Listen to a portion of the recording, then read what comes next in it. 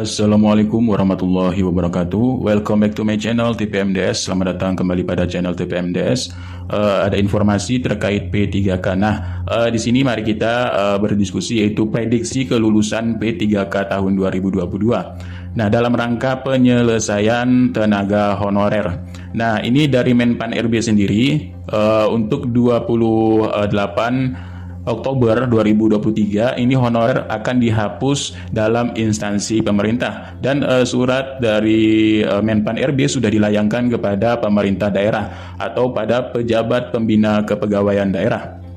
Nah, dengan itu di sini kita bisa mengambil sebuah bentuk yaitu dalam metode tes ya, sebagaimana bentuk dari pengangkatan honorer secara bertahap.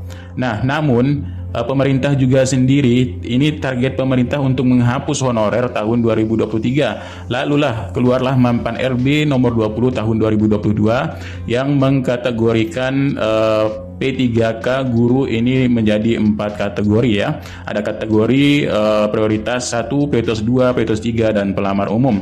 Nah, lalu bagaimanakah langkah percepatan dalam hal tersebut? Nah, mari kita bahas di sini.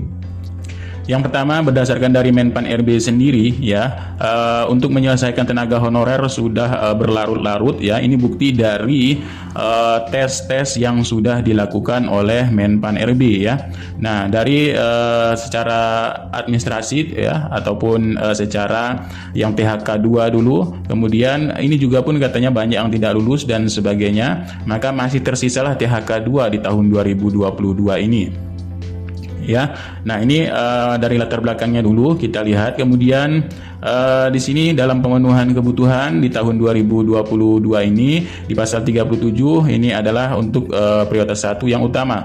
Kemudian ada prioritas 1 ini THK 2 guru non ASN lulusan PPG dan guru swasta. Nah, inilah yang dirangkum oleh Menpan RB di tahun 2022 dalam percepatan pemenuhan kebutuhan 1 juta guru pada Kemendikbudristek ya. Nah, lalu sebelum kita kepada intinya ya, di sini kami ingin flashback kembali ke belakang ya. Nah, dari beberapa video yang telah kami unggah, ini ada yang memang sama dengan yang keluar pada Menpan RB yang sekarang ini ya. Nah, ini kami kutip dari IGI atau Ikatan Guru Indonesia kemarin telah merencanakan sebuah di sini audiensi ya, audiensi bersama Kemendikbudristek, lalu melahirkanlah beberapa hasil ya. Ini rencana strategi pemenuhan kebutuhan secara nasional, perkembangan proses pengadaan guru P3K dan isu strategis terkait penyediaan guru. Nah, ini ya. Nah, dari hasil tersebut kita dapat hasilnya seperti ini. Nah, ini ada draft peserta seleksi ASN P3K guru dan hasilnya sama dengan Permenpan RB baru yang telah diterbitkan oleh Menpan RB ya, nomor 20 tahun 2022. Nah, seperti ini sudah kami perjelas ya. Nah, seperti ini ada prioritas utama, prioritas 1, prioritas 2, prioritas 3 dan umum. Nah, dari hal tersebut, nah kami juga mendapat informasi seperti itu seperti yang pada sebelumnya. Nah, apakah ini betul-betul real atau tidak? Kami belum mendapatkan hal yang pasti, tapi hal yang pastinya adalah ini dari FH-PGRI Jatim ya. FH-PGRI Jatim di sini mengatakan yaitu ini benar info yang kami terima dari anggota Komisi 10 DPR RI saat RDP pada 3 Juni tahun 2022. Ya. Nah, kemudian apa isinya? Isinya di sini adalah pengumuman penting FH-PGRI Jatim ya. Nah, yang lulus passing grade ataupun prioritas 1 sebanyak 193.954 peserta ini sudah akan siap diangkat mulai bulan Juli sampai Agustus tahun 2022. Artinya yang lulus PG ini semua akan mendapatkan formasi. Nah, sedangkan formasi sisa ini ada 149.677 yang akan diperebutkan oleh yang belum lulus PG ya, 564.238. Nah, Jadi ini dari Menpan RB juga ya, yang belum lulus PG di sini sekitar 437.828.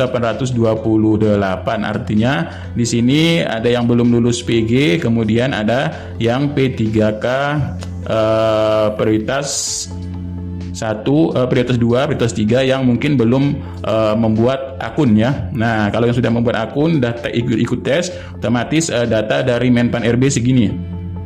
Nah, tapi kalau hal ini benar adanya, tapi kita cek kembali, benarkah katanya di sini yaitu RDP 3 Juni tahun 2022.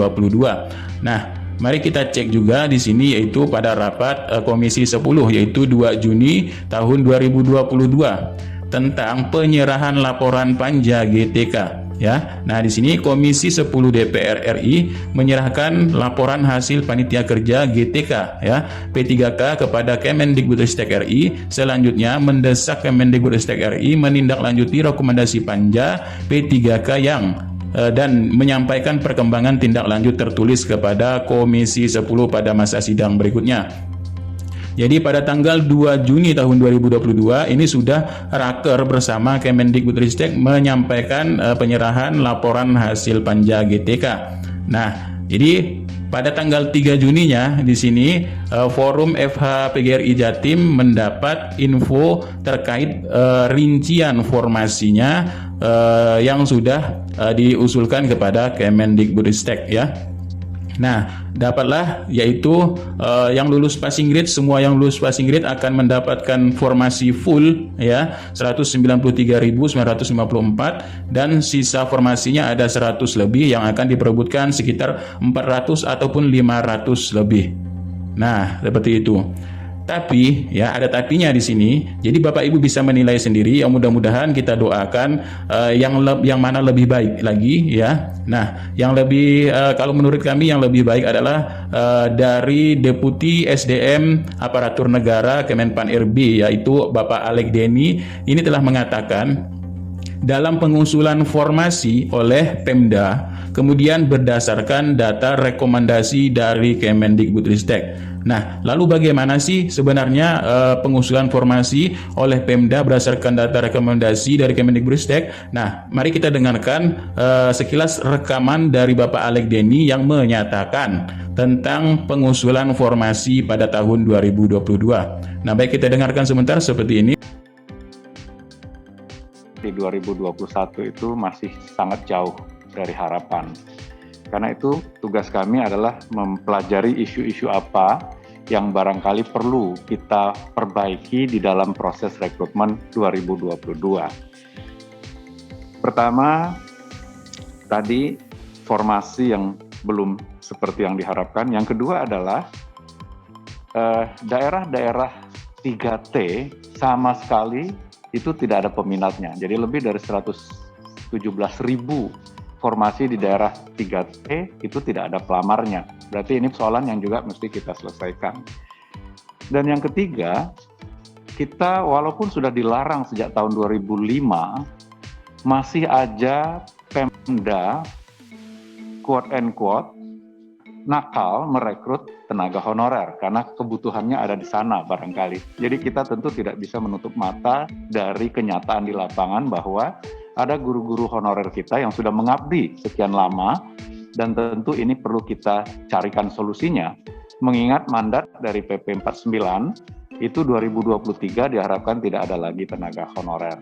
Karena Undang-Undang ASN menyatakan ASN itu hanya ada PNS dan P3K. Jadi ini adalah isu-isu yang kami coba highlight yang mestinya kita selesaikan bersama. Dari tahun ke tahun sebetulnya diberikan kesempatan kepada tenaga honorer ini untuk ikut seleksi, tetapi selalu saja banyak yang tidak berhasil lulus seleksinya. Kemudian kita turunkan passing grade-nya dari waktu ke waktu. Dan passing grade itu sudah sangat rendah sekali.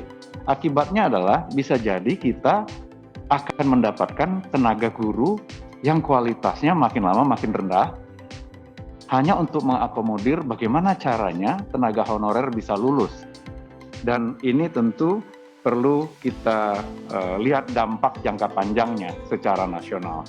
Karena itu kami mencoba mengusulkan perbaikan rencana rekrutmen 2022 terkait dengan hal ini mudah-mudahan bisa menyelesaikan beberapa persoalan yang tadi kami highlight. Pertama, terkait dengan penetapan kebutuhan. Selama ini memang diusulkan oleh Pemda, ditetapkan oleh Kemenpan RB. Padahal secara nasional, tentu helikopter view-nya dimiliki oleh teman-teman di Kemendikbudristek dan Kemenak dalam hal ini untuk guru agama. Karena itu kami sudah sepakat untuk tahun ini, penetapan formasi itu memberikan ruang kepada Kemendikbudristek untuk memberikan jumlahnya sepanjang anggarannya bisa disetujui oleh teman-teman di Kementerian Keuangan. Dan tadi sudah disampaikan, sudah disediakan sebetulnya anggarannya sesuai dengan kebutuhan itu. Itu yang pertama. Jadi walaupun nanti Pemdanya hanya mengusulkan 10, kalau Kemendikbud merasa di situ butuh gurunya 100, ya kita akan tetapkan formasinya 100 karena anggarannya sudah disediakan. Itu yang pertama, Ibu Pimpinan. Yang kedua, kita harus membedakan proses seleksi guru-guru honorer yang sudah mengabdi sekian tahun dengan rekrutan baru. Jadi di mana-mana tentu kita melihat bahwa tenaga honorer ini sebetulnya kita bisa verifikasi apakah mereka bisa lanjut atau tidak. Karena selama ini kita juga bertanggung jawab untuk menyatakan mereka itu kinerjanya baik atau tidak. Tetapi ya kita tidak bisa mencari ini salahnya siapa. Faktanya adalah mereka sudah mengajar, anak yang dididiknya lulus, naik kelas, dan kita tidak pernah menyatakan mereka kualitasnya jelek. Jadi kami dengan Kemdikbud sudah menyiapkan proses verifikasi saja untuk mengganti proses seleksi yang berupa tes yang sama seperti rekrutmen yang lainnya. Jadi kita akan membedakan proses rekrutmen dari guru yang sudah mengajar sebagai honorer, kalau nggak salah 3 tahun lebih ya Pak Iwan ya, kita udah sepakati tahunnya, tinggal diverifikasi, dan proses seleksinya kita akan bedakan dengan rekrutmen baru.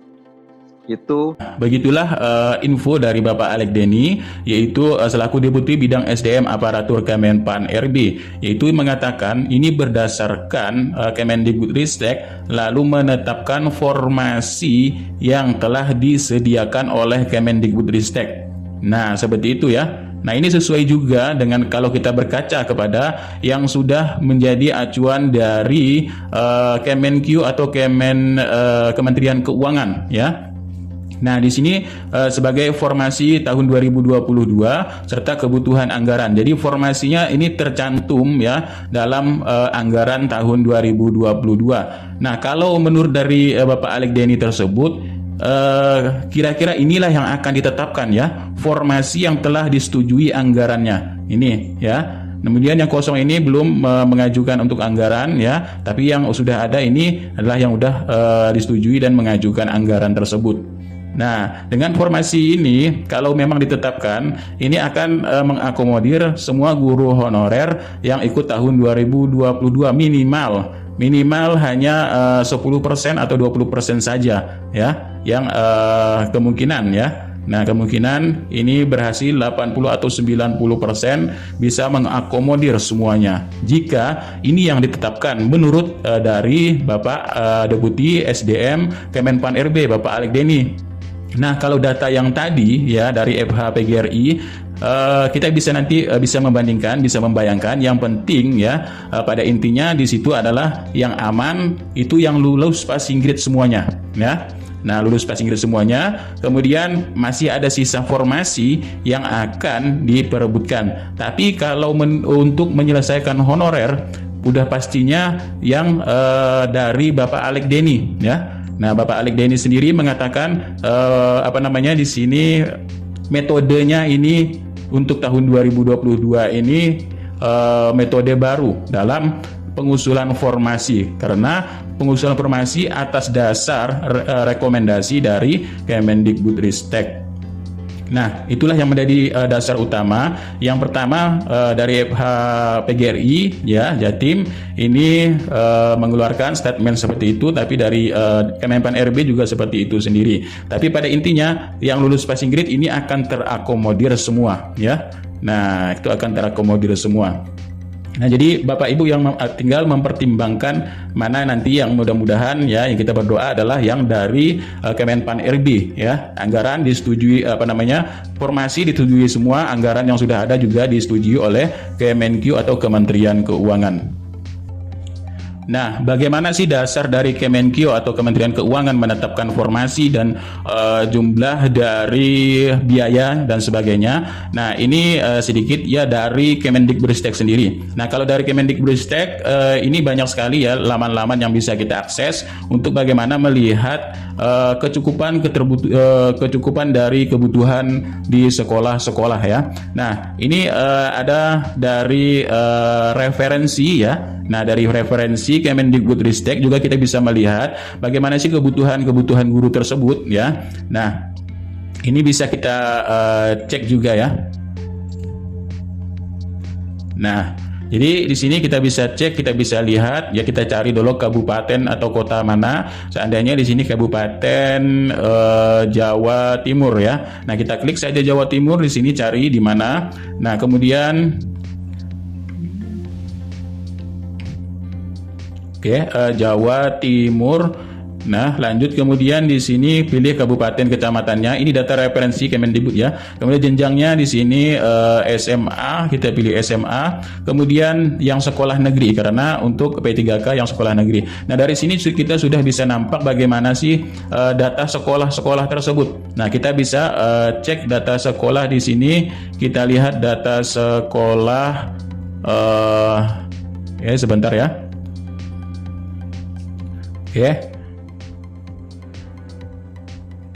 Nah, kita cek untuk SMA 7 Kediri. Nah, ini SMA 7 Kediri, kita bisa nampak semua ya bagaimana rasio rombel, kemudian ada ruang kelas, rasio guru, presentasi kualifikasi, presentasi guru spesifikasi, guru PNS, serta presentasi kelas yang layak dan sebagainya. Nah, kita bisa juga melihat di sini jumlah guru ya. Nah, di sini honorer ada 20. Nah, kemudian tenaga kependidikannya ada 30 dan rombelnya per kelas ini ada 12 ya. Nah, jadi di sini bisa kita lihat semua data. Nah, inilah yang menjadi acuan atau rujukan kita untuk melihat bagaimana kebutuhan guru pada instansi ataupun pada sekolah-sekolah. Ini dari laman resmi Kemendikbudristek, yaitu laman referensi sekolah. Nah, selain itu juga pemerintah ini sudah memberikan statement. Pemerintah akan membuka 758.000 formasi guru ASN P3K pada tahun 2022. Nah, itulah yang digaungkan oleh Kemendikbudristek. Nah, kemudian di sini bisa kita ketahui sisa formasi kemarin yaitu 212.392 ya dengan jumlah sekian-sekian. Nah, ada yang bertanya juga di sini yaitu dari sobat TPMDS yaitu Mozaik Bull ya. Sobat TPMDS ini sangat aktif sekali juga di TPMDS di sini menanyakan, nah, bagaimana bila formasi tinggal satu di SD saya? Nah, jadi tinggal saya sendiri guru induk yaitu prioritas ketiga yang linear dengan guru kelas SD. Lalu apakah akan terkunci otomatis untuk saya isi atau tetap dibuka untuk semua pelamar di luar walaupun tinggal satu formasinya? Mohon pencerahannya. Nah, mari kita sedikit ulas dan kita bahas ya. Kita melihat dari pasal 33 pelamar prioritas. Yang dimaksud dengan pelamar prioritas adalah prioritas 1, prioritas 2, prioritas 3 ya. Wajib mendaftar pada sekolah tempat bertugas sepanjang tersedia kebutuhan yang sesuai dengan sertifikat pendidik atau kualifikasi akademik yang dimiliki. Nah, dari sobat Mozaik ini sendiri ya mengatakan juga di sini Kemendikbudristek pernah mengatakan yaitu tentang mencegah terjadinya pergeseran antar guru di sekolah induk yang lebih banyak lagi. Nah, jadi bagaimana? Nah, di sini adalah prioritas utama ya. Nah, dalam bahasa prioritas utama dalam Menpan RB tersebut ya. Jadi ada prioritas utama, ada prioritas 2, ada prioritas 3. Mari kita lihat. Nah, Sedangkan poin keduanya mengatakan dalam hal tidak tersedia kebutuhan sesuai dengan sertifikat pendidik atau kualifikasi akademik yang dimiliki pada sekolah tempat bertugas, pelamar prioritas dapat mendaftar ke sekolah lain. Nah, jadi kita lihat di pasal 37 di sini, ini udah dalam pemenuhan penempatan ya. Dalam hal pemenuhan kebutuhan oleh pelamar yang dimaksud pada ayat 1 belum terpenuhi, maka akan dipenuhi pelamar prioritas 2. Jadi yang berlaku untuk yang prioritas utama ini adalah yang pasal 1 dulu ya di sekolah induk. Lalu kalau tidak tersedia, ini barulah dia berlaku pasal 2. Nah ya, jadi ayat 2 kemudian di pasal 37 juga akan berlaku.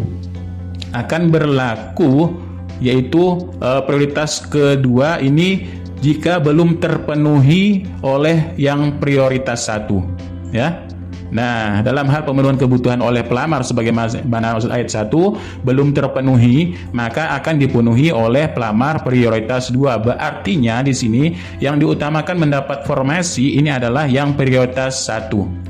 Jadi untuk yang mencegah terjadinya pergeseran antar guru ini, kemungkinan di prioritas utama ini tidak berlaku ya. Nah, tapi kemungkinan Kemendikbudristek sendiri sudah merinci agar memang tidak ada yang tergeser dari induknya. Tapi kalau melihat dari rancangan Menpan RB, ini bisa saja tergeser karena yang diprioritaskan utama adalah yang lulus passing grade. Kalau yang lulus passing grade ini ya bisa berada pada poin 1 ini, bisa berada pada sekolah induknya tetap semuanya ya, maka dia tidak akan berlaku pada ayat 2-nya ya. Nah, kenapa demikian ya? Jadi dipenuhi dulu sekolah induknya berdasarkan juga pada linearitas ijazahnya ya. Nah, ini dilihat pada linearitas ijazah serta serdiknya yang saat mengikuti P3K guru di sini ya. Nah, itu. Jadi itulah juga yang akan dipikirkan. Tapi menurut dari Menpan RB-nya utamanya adalah prioritas 1 dengan pasal 37 untuk pemenuhan kebutuhan ini adalah jika tidak terpenuhi oleh prioritas 1 maka akan dipenuhi oleh prioritas kedua nantinya. Jadi penuhi dulu yang prioritas 1 baru kemudian prioritas 2 jika masih ada formasinya. Seperti itu ya. Nah, jadi mudah-mudahan Sobat Mozaik Bull ini paham akan Permenpan RB tersebut. Nah, lalu dalam Kemenpan RB juga ini mengatakan keputusan tempat bertugas sebagaimana dimaksud atas dasar ditentukan oleh PPK yang direkomendasikan oleh Kemendikbudristek. Nah, Kemendikbudristek ini ada data rincian pada data tadi ya, data referensi ini ada tentang ekstrakurikuler, proses pembelajaran, rasio ya, rasio kelas, rasio rombel, guru, kemudian ada total gurunya di sini, ada total rombelnya, rombongan belajarnya ya. Di sini ada total rombel 36 rombel ya. Kemudian di sini ada guru honornya ada 20. Nah, itulah yang dirinci oleh Kemendikbudristek karena Kemendikbudristek sendiri sudah lengkap datanya ini ya. Data di pusat ini semuanya lengkap seperti ini. Jadi tenang saja, mudah-mudahan bisa mengaturnya dengan lebih baik lagi.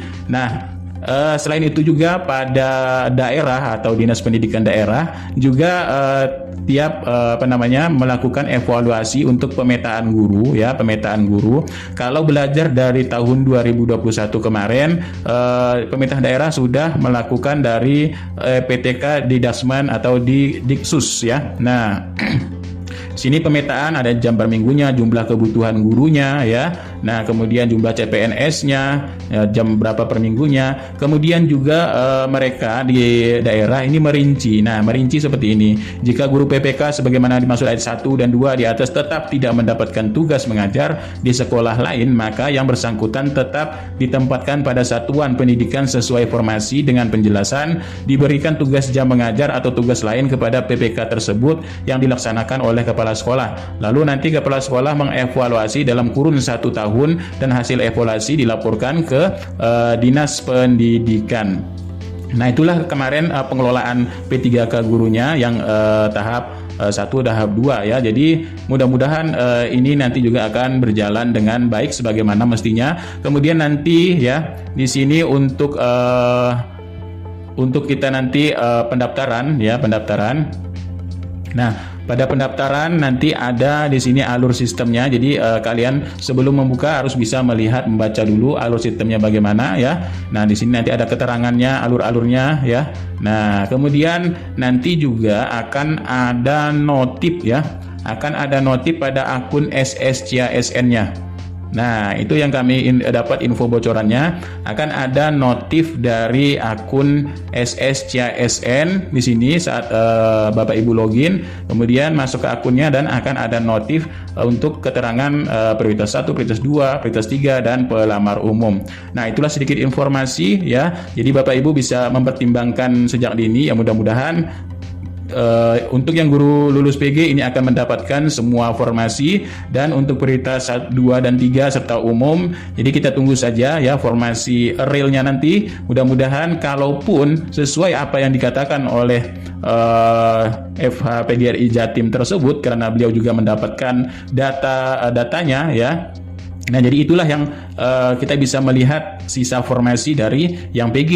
Nah, kalaupun yang digunakan nanti adalah sesuai dengan yang Bapak Menpan RB, Bapak Alek Deni, ya Deputi SDM tadi, maka ya ini akan bisa selesai honorer pada tahun 2022 menginjak 2023 ini, ya. Nah, itu. Jadi tujuan pemerintah ini akan mengangkat honorer ini menjadi ASN. Setelah itu memilah bagi yang mencapai yang bisa mencapai kualifikasinya, bisa ikut tes ini, bisa lulus dan sebagainya, maka itu yang akan lebih diprioritaskan, dan nanti yang tidak lulus akan diberikan semacam bagaimana pejabat pembina pegawaian menganalisis atau mengatur dalam hal tersebut ya.